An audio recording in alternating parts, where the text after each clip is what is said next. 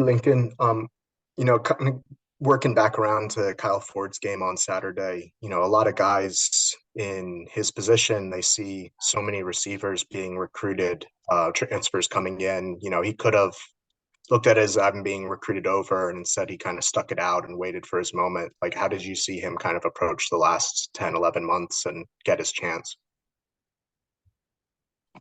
Yeah, I don't feel like it was ever much of a conversation. I mean, I think we added a lot of pieces on this roster. Obviously, we did add several receivers, but I mean, any receiver that if they think they're good enough and a good player, I mean, why would you not want to play in this?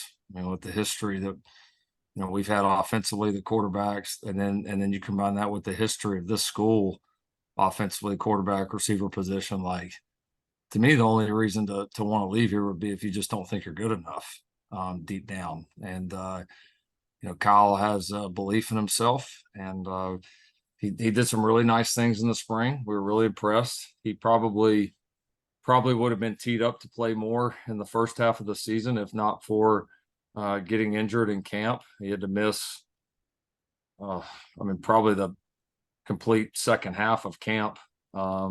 And time early in the season as well. And so, I mean, it's just you miss that much time, and then some other guys stepped up. It's just the nature of the beast. It's just the nature of competitive athletics. But no, he has done a good job hanging in there, working, making the most of opportunities, and has really clawed himself back into it and played at a high level for us the other night. And he continues to do that. He'll continue to earn more opportunities. Ryan?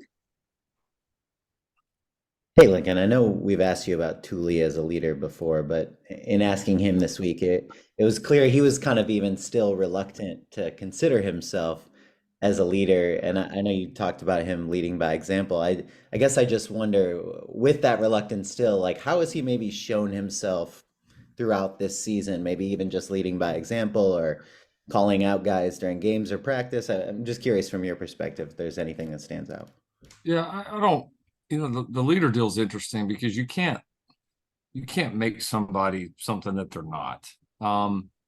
And what Thule's never going to be is he's never going to be an overly vocal leader. Like I don't think that's just his personality, but that doesn't mean he can't be a great leader. And in fact, a lot of great leaders say very little, and when they do talk, it's impactful. And I think he's absolutely grown and embraced that role. There's times when you got to get out front, and he's done it. He's talked to the team on a number of occasions, which I don't know if he would have done before. So I think he's gotten up the confidence to do that, and I think he understands that it can be impactful for this team. He's not a rah guy. He's not a guy you're going to hear every day, but he's had some really strong, impactful moments with this team. I've seen him more vocal around his teammates, whether it's encouraging them or challenging them or anything in between. And so I've been impressed with him because he's had to get out of his comfort zone a little bit. And again, he's never going to be the most vocal guy in the room, but we've needed him to have an impact. I believe he has, and kind of like the rest of this unit, whether it's performing, leading, whatever, this closing stretch, we're going to need him to have even a bigger impact. Mark? Good morning, Coach. Right. We don't get an opportunity to talk with the assistant coaches. So I was wondering, which assistant coaches do you think have made the most impact that we don't see, at practice or on the field, but it happens behind the scenes? Good question. How many questions I get asked that I haven't been asked before? That might be one of them, and it's a good question. I would say very difficult to separate them. I'm very thankful that USC gave us the resources to go out and hire what we felt like was a national championship caliber staff. I look at this staff and feel like it's as strong top to bottom as any I've been a part of, from recruiting to, in a lot of ways too, kind of in the same way the team is gelled, the staff is really gelled. I mean, it's not a high ego staff by any stretch. Guys get along, guys work well together. it's, just the same way that's been the talk, right? The whole year is like all the new players come in and how do they react in all these different situations and challenges. Well, it's the same way for the staff. In a lot of ways, the staff's going to set the direction for the players. And just like the players are going through new things together, in some ways we are. There's obviously some of us that have worked together, but this group as a whole has it. And obviously some people on the staff that have never worked together. And I've been really proud of the way that everybody has come together. I feel like our team is progressing. I don't know that there's a position out there that I feel like that we're not making progress and doing the things that we need to do to develop, that we're not recruiting. So yeah, I long answer, I've been impressed with it. And then the other thing I would say too, that doesn't get talked about a lot, we got a lot of really good young coaches on the staff. The GAs and the quality controls that we have been extremely impactful for our football team, for our staff. We've got a really good group of very, very promising young guys that are going to be big time coaches in this business, and are really, really good and are making an impact here as well. So yeah, it's I know, a long answer, but it's been the staff's really done a nice job. And have we been perfect? No, we haven't, but I don't feel a lot of weak links on the staff. So Antonio? you're probably looking for somebody specific, and I gave you nothing, so sorry. Antonio? Hey, Lincoln. We saw Relic Brown get utilized in a couple of ways that we haven't seen before the Arizona game. Just what have you seen from his progress so far? It's like almost 3/4 of the way through the season. Yeah, getting better. It's as we've said a couple times on here, it's been good. He's to have him back healthy the last several weeks. We've been able to play him a little bit, involve him on offense, involve him on special teams. He's had some impactful plays for us, obviously. And then the great thing that's happened is past the plays on Saturdays, he's been able to get a lot of reps in practice. And that's what he, really hurt him, when he got injured. It's not, I mean, obviously you want all these guys to get as many game reps as they can, but the practice reps for a young guy that wasn't here in spring ball, they're so valuable, because you just want to continue that development, right? You want to continue that knowledge, because then all of a sudden,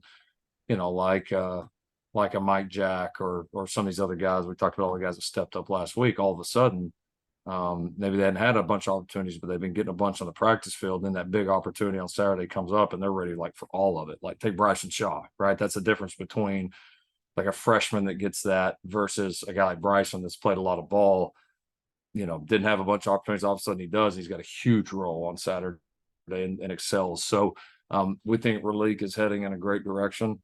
He's very, very talented. And our hope is if he continues to progress that he continue to have more and more of an impact here in the back half. Adam? Yeah, Lincoln, just what's the latest on Jordan and Eric and Raylan Goforth? Good week for him. Really good progress. We've been able to use them all here a little bit in the back half of the week, which has been promising. I think we're going to be right up on the edge, and have to make some tough decisions here, right towards probably tomorrow afternoon and then into game time on where these guys are at.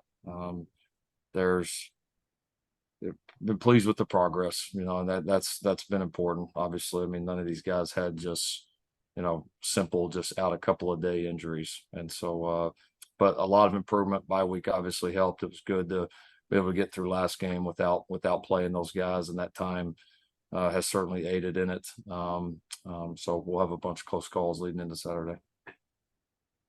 Ryan Carchi?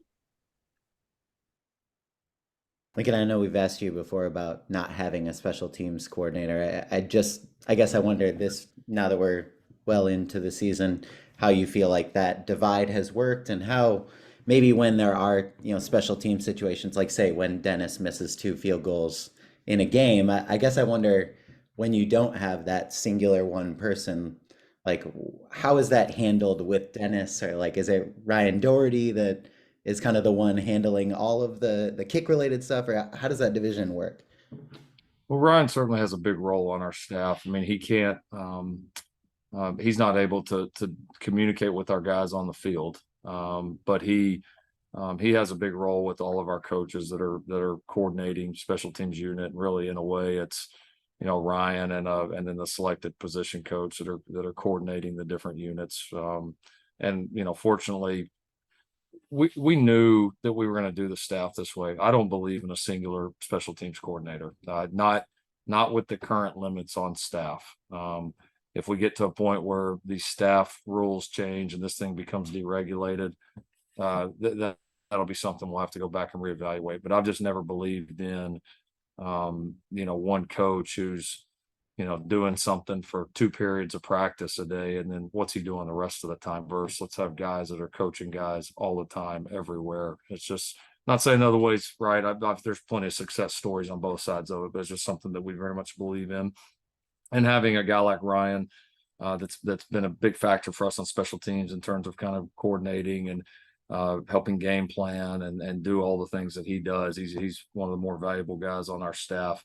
And then also when I put together the staff, it was sit down and look at, and obviously we had pretty firsthand experience with a lot of these guys, but who has coordinated special teams in the past, who's been impactful on the different units. So as we put together the staff, it was with that plan in mind. It wasn't, well, let's get all these guys in there and let's figure out who can coach the kickoff team. There was a little more thought to it than that. So I feel like I feel like our roles are very well defined. I feel we have all of our bases covered in terms of who's assigned to people and who's coaching people, and specifically with our specialists. I mean, I don't know many teams that came in with 3 new starters at the main specialist positions that have performed like our guys have. Especially, the punting thing was up in the air, obviously, and had to make obviously some last minute changes. And I think our guys, by and large, have performed at a high level. So been pleased with the way the specialists have played.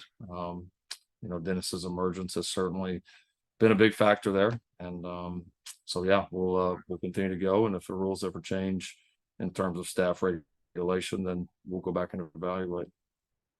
Thanks. Abraham. Hey, Lincoln, just wanted to see anything that stood out on film for you watching Cal's defense. They seem to be performing pretty well this season. Anything that kind of stand out? You said Cal's defense, sorry, you cut out. Oh yeah, I'm sorry. Anything stand out with Cal's defense?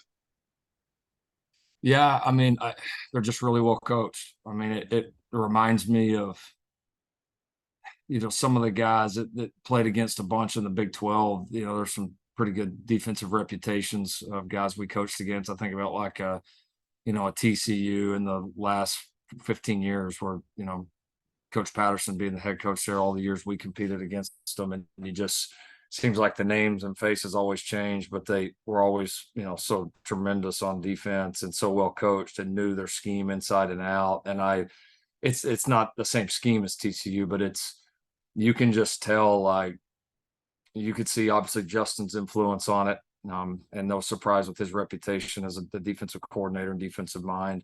They got a really good defensive staff, and like these guys, you watch people week to week, and like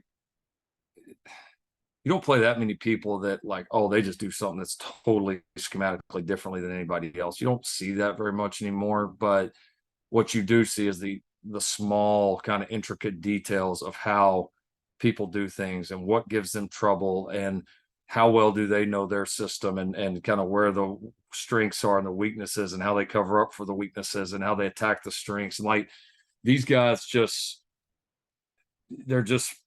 it sounds simple, like they're really, really well coached. I mean, they don't beat themselves. They're in the right position.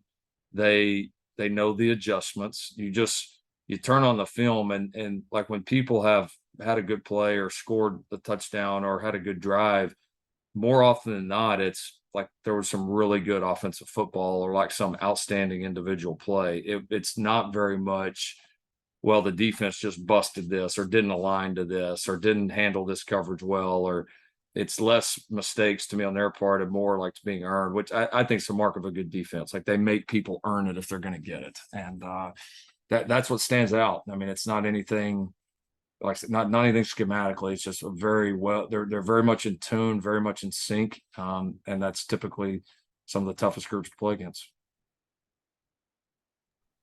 And we'll wrap it up with Antonio. Hey, Lincoln, obviously you guys were big on, the roster movement front last year, and we're about a month away from, the portal and recruiting getting busy again. I was just curious, how is the removal of that 25 counter limit, how is that going to impact how you go about that this offseason? Yeah, I mean, it's definitely going to be an impact. I mean, it's giving everybody kind of a clear road to completing your roster, finishing out, replenishing your roster. Yeah, and I mean, I think we've obviously made a lot of progress on the roster. There's no doubt about it. We still have I'd say a long ways to go. I mean, it changes every year, but I mean, this was not a 1 year fix, right? I mean, like it's in terms of where we think this can get to. Now we've got obviously a really good football team right now that's got some great things in front of them. As time goes on, the depth and the roster and the talent are going to get better and better and better, and there's going to be an evolution. Now, this year's clearly going to look different. I mean, I think we signed 7 high school players last year. I mean, we're going to sign in the mid-20s this year. So that alone is a big difference. Now we'll have some attrition on this roster like everybody does, and we will be active in the portal again. Although I don't imagine we'll be quite as active as as we chose to be last year. So you'll probably see something somewhere in between a normal year and then what we did last year. But we feel like we're thrilled about the high school class. We really are. It's I'm especially excited about it because most of these high school guys, especially the great high school players, it's a multi-year recruiting process. So even though we come in now, at least we've been here for a year. I think to be able to sign what potentially the quality of high school class that we're going to sign with only 1 year to recruit a lot of these guys, not all of them, but a lot of them is a great step for us. It'll be even better the next year. And then like you look at the transfers that we brought in and how impactful they've been for this program this year, and those guys were brought in and I said, those guys made the decision to come here based on some knowns, but also some unknowns. And what's, I think, exciting now is I think now there's proof, right? Now there's some proof of concept. Now people can see the direction. It's not all just hype. It's not all just talk in the off season. They can see some real tangible results behind it. And, with what we're going to have coming back, I think we're going to get a lot of calls, and a lot of guys that are interested coming to USC, and I think we'll have more than we did last year. And so it'll obviously be an active time coming up, and we're ready for it.